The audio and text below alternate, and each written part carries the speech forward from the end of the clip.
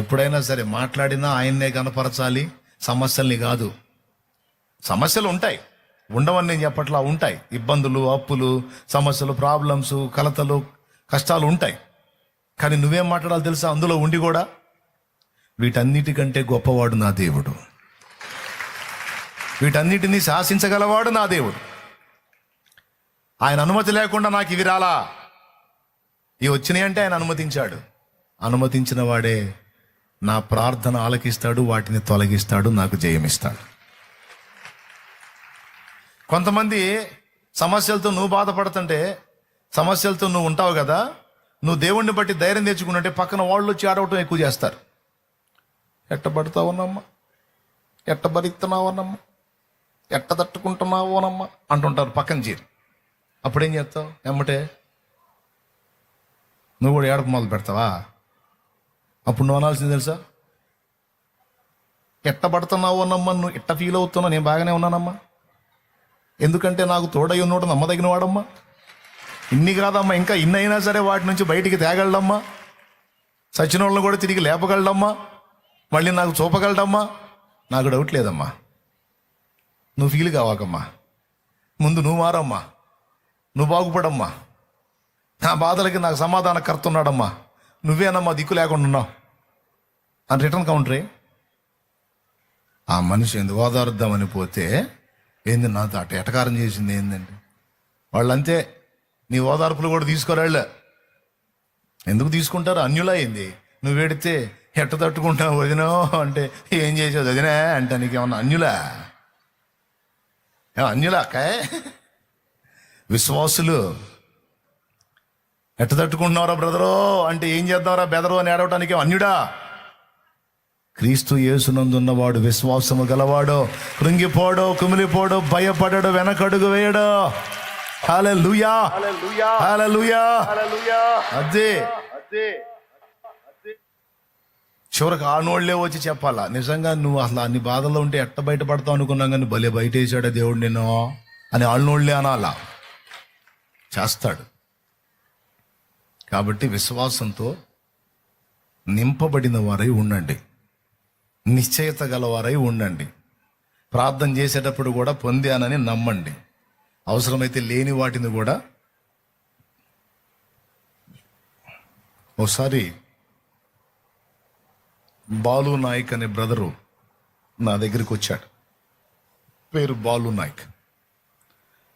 క్రొత్తగా దేవుని పాదాల దగ్గరికి వస్తున్నాడు. ఇక్కడ ఉన్న ప్లేసుల్లో ఒక 2 సెంట్ల స్థలం అతంది, మీరు కూర్చున్న స్థలంలో 2 సెంట్ల స్థలం అతంది, అది అమ్మటానికి వచ్చాడు. ఆ రోజు దేవుని సువార్త చెప్పి పంపిస్తే పోయి మళ్ళీ వచ్చాడు ఆదివారం. దేవుని మాటలు, దేవుని ఆలోచనలు అతనికి కొంచెం అర్థమైనాయి, సంతోషపడ్డాడు, వచ్చాడు. ఈ జనంలో కూర్చొని ఉంటాడు, ఇప్పుడు నాకు తెలిసి వచ్చి ఉంటాడు. అయితే ఆ రోజు కన్నీళ్లతో నాకు ఒక విన్నపం చెప్పాడు. 2 సంవత్సరాలు అయింది మా తమ్ముడు వెళ్ళిపోయి. అటు చచ్చిపోయాడో బతికున్నాడో నాకు తెలియదు. ఇల్లన్న మా ఇంట్లో మా అమ్మ, నాన్న, నేను అందరం బాధపడుతున్నాం. 2 ఏళ్ళు అయింది వాడు వెళ్ళిపోయి. వాడి సమాచారం ఏది తెలియదు మాకు. వాడి గురించి రోజు దిగులు పడుతూనే ఉన్నాం. అంటే ఆయన ఆలోచన ఏంటంటే, బతికుంటే వచ్చేవాడు, బతికి లేడు, చచ్చిపోయాడనే అనుకుంటున్నాం అన్న పరిస్థితికి వెళ్ళిపోయిన వాళ్ళ ఆలోచనలు. ఎందుకంటే 2 ఏళ్ళు అతను తెలియదు. అప్పుడు నేను ఒక మాట చెప్పా అతనికి, బ్రదర్, నువ్వు జీవం గల దేవుని దగ్గరకు వచ్చావు. నా దేవుడి శక్తి ఏంటో తెలుసా? ఆయన లేని వాటిని ఉన్నట్టు పిలుచువాడు. నిజంగా మీ వాడు చచ్చిపోయి మట్టికి మట్టి అయిపోయినా సరే, ఆ మట్టిలో నుండి అతన్ని మళ్ళా సజీవంగా లేపి తిరిగి నీకు ఇప్పించగల దేవుడు ఆయన. అలాంటి వాడు ఆయన. మృతులను సజీవులుగా పిలుచువాడు. ఇప్పుడు మనం కోల్పోయిన మన వాళ్ళందరినీ మళ్ళీ ఇస్తాడు మనకి, అది పక్కా, దానికి డౌట్ ఏం లేదు. ఇప్పుడు ఇవ్వచ్చుగా అంటే ఇస్తారు, దడ తగ్గించుకో ఇస్తారు. ఆ సమయం ఉంది, ఆ సమయం వచ్చినప్పుడు ఇస్తారు తప్పకుండా అని నేను చెబుతా. తప్పకుండా ఇస్తాడు. దానికి ఒక సమయం ఉంది, అది వాక్యం చెప్తుంది. ప్రతి సమాధి తెరవబడుతుంది, మృతులు అక్షయులుగా లేపబడతారు, పర్మనెంట్గా మనతోనే ఉంటారు వాళ్ళు. అది జరిగిద్ది. నేను చెప్పా, మృతులను కూడా సజీవులుగా లేపువాడు నా దేవుడు. ప్రార్థన చేస్తాను, నా తండ్రికి ఇష్టమైతే అలాంటి కార్యం జరిగించి నీ తమ్ముడిని నీకు పంపిస్తాడు పో అన్నా. నీకు తెలుసా, ఓన్లీ 2 వారాల వ్యవధిలోనే మళ్ళా వచ్చాడు. 2 వారాల వ్యవధిలో మళ్ళా వచ్చాడు. ఈసారి తెలుసా, సింగిల్ గారు వాళ్ళ తమ్ముడిని తీసుకొని వచ్చాడు. మరి ఎలా సాధ్యమైంది? దేవునికి స్తోత్రం కలుగును గాక. ఇలాంటివి ఎన్నో, చాలా కార్యాలు. ఇది నా గొప్పతనం కాదు, నా దేవుడి గొప్పతనాన్ని చెప్తున్నాను నేను. ఆయన శక్తి గలవాడని చెప్తున్నాను నేను. అట్లా విశ్వాసం నీ ఉంచే పరిధిని బట్టి కార్యాలు జరుగుతాయి. ఓకేనా? మరి బలమైన విశ్వాసం కలిగి దేవుని కార్యాలు మీరందరూ స్వతంత్రించుకోవాలని మనసారా కోరుకుంటున్నాను. సమస్యల్ని నమ్మకండి, సైతానును నమ్మకండి, రోగాలను నమ్మకండి, వాటి గురించి మనుషులు చెప్పే గొప్ప వాటిని నమ్మకండి.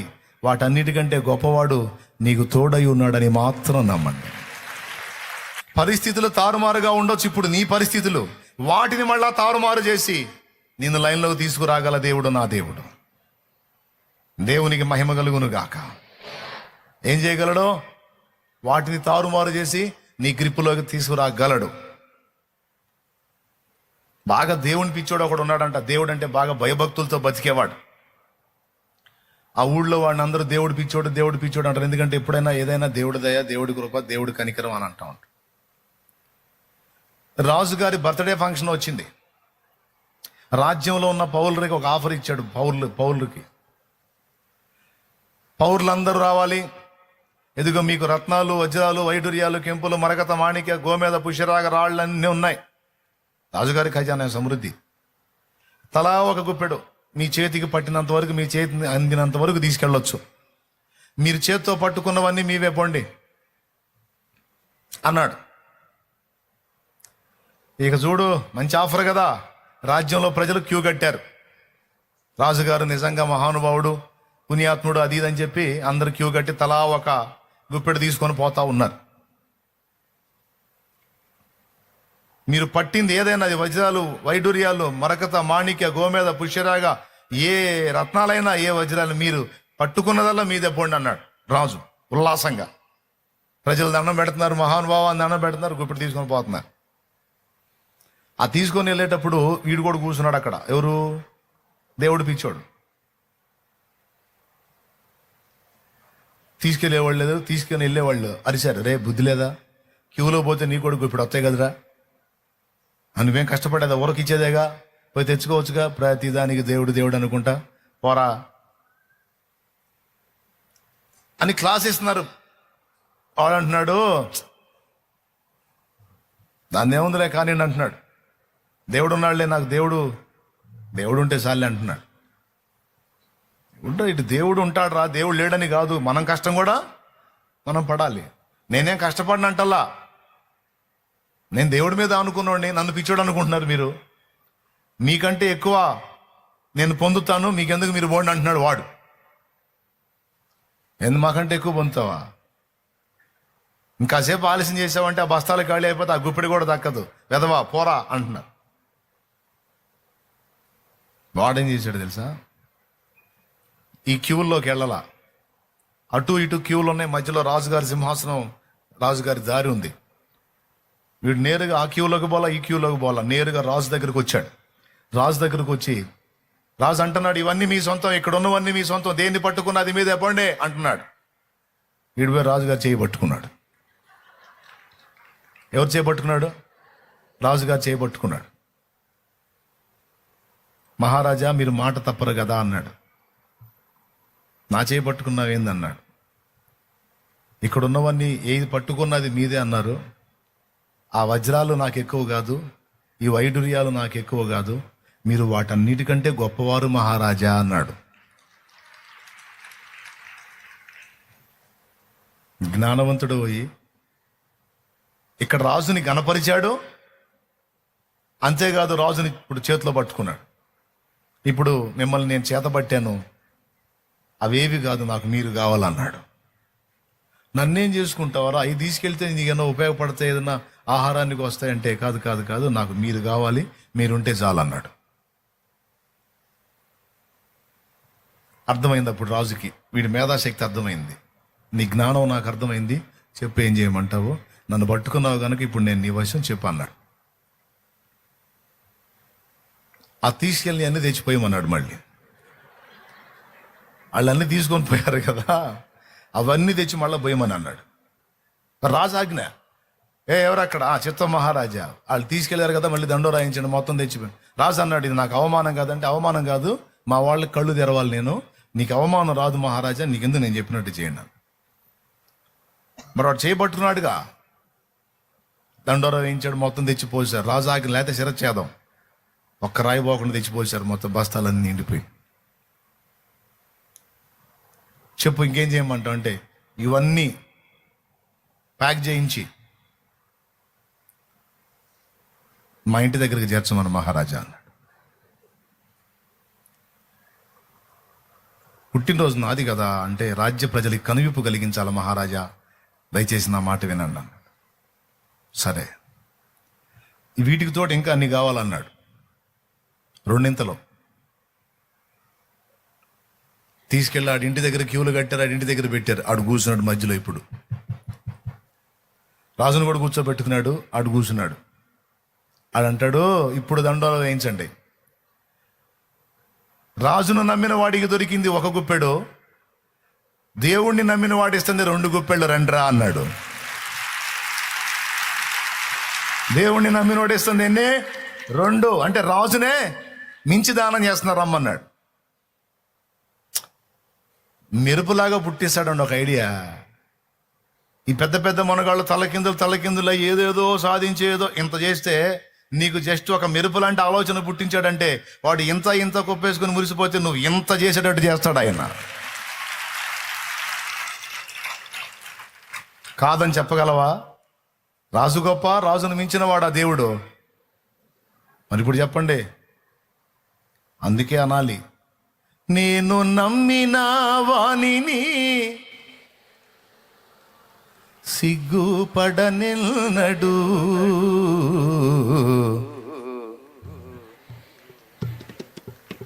దేవునికి మహిమ.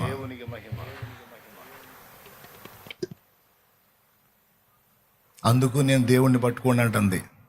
దేవుణ్ణి హత్తుకోండి, దేవుని యందు విశ్వాసం ఉంచండి, దేవునిలో వేరు పారిన వారై, అంటూ కట్టబడిన వారై హత్తుకొని వర్ధిల్లండి.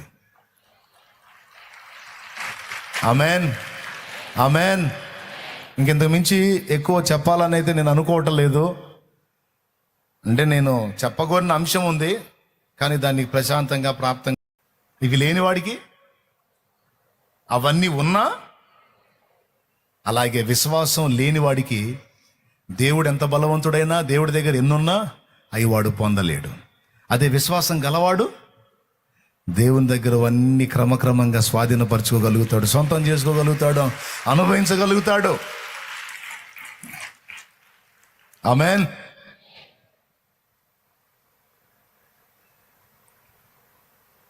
ఎప్పుడు నేను మనసులో అనుకునే మాట చెప్పనా, నాకు కొన్ని అవసరాలు ఉండొచ్చు, కానీ మా నాన్న శ్రీమంతుడు, మా నాన్న శ్రీమంతుడు, ఆయన ఐశ్వర్యం కలిగినవాడు. ఏదో ఇస్తే పాడు చేసుకుంటాను, నేను పాడైపోతానని ఇవ్వట్లేదే, కానీ సవాల్కరమైన అంశాలు వచ్చినప్పుడు మా నాన్న స్పందిస్తాడు. సవాల్కరమైన విషయాలు వచ్చి, పరువు ప్రతిష్టలకు సంబంధించిన విషయాలు వచ్చినప్పుడు మా నాన్న తన పిడికిలి విప్పుతాడు, పట్టజాలను అంత ఇస్తాడు. నాకు ఆ చింత లేదు. ఆయన కృప నాకు అవగాహన ఉంది కాస్తో కూస్తో. ఆయన బలం నాకు తెలుసు, జ్ఞానం నాకు తెలుసు, ఆయన శ్రీమంతుడని నాకు తెలుసు. అందుకే నేను ఈరోజు ఇలా ఉండి కాదు, ఏమీ లేని ఆనాడు కూడా నేను ఆయనలో ఆనందించాను, ఆయన్ని పాడుకున్నాను, ఆయన్ని కీర్తించుకున్నాను, ఆయన్ని విశ్వసించాను. ఒకటొకటి ఇప్పటికి నేను ఎన్నో పొందాను. ఇవన్నీ నా తండ్రి దగ్గర ఉన్నాయి.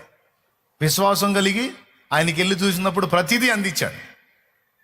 కాబట్టి ఆత్మీయ గుడ్డోళ్ళలాగా ఉండవాకండి, విశ్వాసము గలవారై బలవంతులై ఉండండి. అది బాగా అర్థమైందిగా. ఎవరు పొందుకుంటారు? ఏం పొందుకుంటారు? ఏదైనా. తర్వాత ప్రార్థనలో అడుగు వాటిని నమ్మితేనే. ఇయ్యమను చూద్దాం అంటే ఒప్పుకోవద్దు. నమ్ము చూస్తావు అని చెప్పు. దేవునికి స్తోత్రం. అయిపోయింది. ఉన్న వాటిని నీ కోసం ఇస్తాడు. ఒకవేళ నువ్వు అడిగినవి లేనివైతే నీ కోసం వాటిని కలుగజేసి మరీ నీకు ఇస్తాడు. నేను చెప్పలా, మార్కు సువార్తలో యేసయ్యే చెప్పాడు, ఉన్నవైతే నీకు పంపిస్తాను, నువ్వు నన్ను లేనివి అడిగావు అనుకో, నీ కోసం అవసరమైతే కల్పించి పంపిస్తాను అన్నాడు ఆయన. అట్లాంటి సాక్ష్యాలు కూడా చాలా మంది జీవితాల్లో ఉన్నాయి. నీ కోసం లేని వాటిని కల్పించి అయినా పంపిస్తాడు. ఎంత మాటిచ్చాడో చూడు. వెలుగు లేనప్పుడు వెలుగు కలుగునుగా కాని పలికితే లేనిది కలిగింది. అలాగే నా కుమారి, నీవు బాధపడుతున్నావు కనుక నీ కోసం ఇదిగో నువ్వు అడిగింది వాస్తవంగా ఇక్కడ లేదు, ఆయన నీ కోసం దాన్ని కల్పించి పంపిస్తాను అన్నంత నిశ్చయత, అన్నంత తీర్మానం దేవుడికి ఉందంటే ఎంత ఎంత గొప్ప దేవుడో చూడు ఆయన. దేవునికి మహిమ. ప్రార్థనలు అడిగేటప్పుడు ఏది చూడాలి? విశ్వాస నేత్రాలతో కార్యాలు జరిగినాయి అని చూడాలా? జరుగుతాయి, జరగబోతున్నాయి అని చూడాలా? జరిగినాయి అంతే, ఇంకా డౌట్ లేదు. ఒక్కటే మాట, ఇప్పుడు బాగా ఇబ్బంది కొలిమిలో ఉన్నావా? నీ మాట ఎప్పుడు ఏముండాలి తెలుసా? నా స్థితి అట్టే కాలం ఎలా ఉండదో, ఇది మారిద్ది, ఈ పరిస్థితి మారిద్ది. నేను కూడా ఆశీర్వదించబడేటువంటి శుభ గడియలు వస్తాయి. నేను కూడా దీవించబడే రోజులు వస్తాయి. ఈ రోజు అద్దె ఇళ్ల కోసం తిరుగుతున్నా, రేపు నేను నలుగురికి అద్దెకి ఇచ్చేటట్టు నాకు సమృద్ధిని నా దేవుడు ఇవ్వగలడు. ఈ రోజు చిన్న ఉద్యోగం కోసం నేను తిరుగుతున్నా, రేపు 10 మందికి ఉద్యోగం ఇచ్చేటట్టు నా తండ్రి నన్ను నిలబెట్టగలడు. ఈ రోజు నా చిన్న పొట్ట కోసం నేను తిప్పలు పడుతున్నా, రేపు 10 మంది కడుపులు నింపేటట్టు నా తండ్రి నన్ను ఆశీర్వదించగలడు. ఈ రోజు అందరూ అవమానాలు చేస్తుంటే అవమానాల్లో బతుకుతున్నా, రేపటి రోజున నా తండ్రి నా తలనెత్తేటువంటి రోజు ఒక రోజు ఉంటది. ఇది నేను సందేహించను, నేను నమ్ముతాను అని విశ్వసించాలి. అది నీ విషయంలోనైనా, నీ బిడ్డల విషయంలోనైనా, నీ పిల్లల గురించి కూడా నువ్వు శుభమే పలకాలి. నా బిడ్డలారా మిమ్మల్ని నా తండ్రి తప్పకుండా దీవిస్తాడు అని దీవెన వచనమే పలకాలి. దరిద్రం రా, మీ కర్మ అట్టగాలి, ఇట్లాంటి మాటలు మాట్లాడకూడదు. నా బిడ్డలారా మిమ్మల్ని నా తండ్రి దీవిస్తాడు, ఎందుకంటే నేను ప్రార్థన చేస్తున్నాను. నా తండ్రి మిమ్మల్ని హెచ్చిస్తాడు, మిమ్మల్ని ఆశీర్వదిస్తాడు, 10 మందికి దీవెనకరంగా మిమ్మల్ని ఉంచుతాడు. నా దేవుడు మిమ్మల్ని వదలడు. నీ పిల్లలు వింటుండగా ఈ మాటలు మాట్లాడాలి. అంతేగాని శాపగ్రస్తమైన మాటలు పిల్లల్ని మాట్లాడొద్దు. పిల్లల ముందు అస్సలు మాట్లాడొద్దు. వారు బలహీనలే కావచ్చు, చంచలులే కావచ్చు, స్థిరం లేనోళ్లే కావచ్చు, కానీ వాళ్ళని దీవిస్తూ మాట్లాడండి, విశ్వాసంతో మాట్లాడండి, దేవుణ్ణి బట్టి మాట్లాడండి. అవి జరుగుతాయి. ఆమేన్. ఆఖరి మాట ఏంటి? విశ్వాసాన్ని ఆధారం చేసుకుని దయ్యం కదిలిద్ది, దేవుడు కదులుతాడు గనక దయ్యాలకు, సమస్యలకు, పరిస్థితులకు పెద్దపీట వేయకండి. అవన్నీ కింద, దేవుడు పైన. నామముల కంటే పైనామో, అన్నిటికీ పైన ఉన్నవాడు ఆయన. సమస్తము ఆయన కాళ్ళ కింద ఉన్నాయి. కాబట్టి ఆయనకు మించి దేన్ని గొప్పగా ఊహించొద్దు. సమస్యల్ని గొప్పగా ఊహించి గందరగోళం అయ్యావా, ఇంకా ఎక్కువ అవుతాయి. రోగాన్ని గొప్పగా ఊహించుకొని గందరగోళం అయ్యావా, 2వ స్టేజిలో ఉన్నది 4వ స్టేజీకి పోయింది. అర్థమైందా? మొదటి స్టేజిలో ఉన్నది 4వ స్టేజీకి పోయింది. రోగాన్ని గొప్పగా ఊహించుకుంటే, దేవుణ్ణి బట్టి దాన్ని చూసే ఇదంతా నా దేవుడు తీసేస్తాడు అనుకో, 4th స్టేజ్ కూడా 4th కూడా మొదటి స్టేజ్కి వచ్చేసిద్ది. వచ్చిద్దే. మీరు హల్లెలూయా చెప్పినా చెప్పకపోయినా, నీ పరిస్థితుల్ని నువ్వు గొప్పగా ఊహించొద్దు. నీకు చుట్టుముట్టిన పరిస్థితులను బట్టి నవ్వుకో. నువ్వు దేవునికి వెళ్ళి చూస్తూ, నాకు ఎదురైతే అంతే నవ్వుకుంటా. ప్రతికూలతలు, ఏదన్నా ఎగతాళి, హేళన, విమర్శ, ఏదన్నా నొప్పి కలిగించే ఎదురైనాయి అనుకో, నేనేం చేస్తాను తెలుసా? కూర్చొని కుమిలిపోను. నన్ను ఇట్ట అన్నారు. చెప్తున్నా కదా ఓపెన్గా, వాటిని దులిపేస్తా. ఎందుకు తెలుసా? వాటన్నిటిని మార్చి నా తలనెత్తే దేవుడు నాకు తోడై ఉన్నాడు. నేను ఆయన్ని నమ్ముతా. క్షణకాలముండు నా పరిస్థితుల్ని నేనెందుకు నమ్ముతా? ఎందుకంటే ఇప్పటికి ఎన్నో కార్యాలు, గత 22 సంవత్సరాలుగా ఆయనతో నడుస్తూ కాస్త కూస్తో ఆయన ఏందో కొంచెం అర్థం చేసుకున్న కొద్దిగా. అందుకనే ధైర్యంతో ఈ విశ్వాసపు మాటలన్నీ మీకు చెప్పా. ఓకేనా? ఇక మళ్ళీ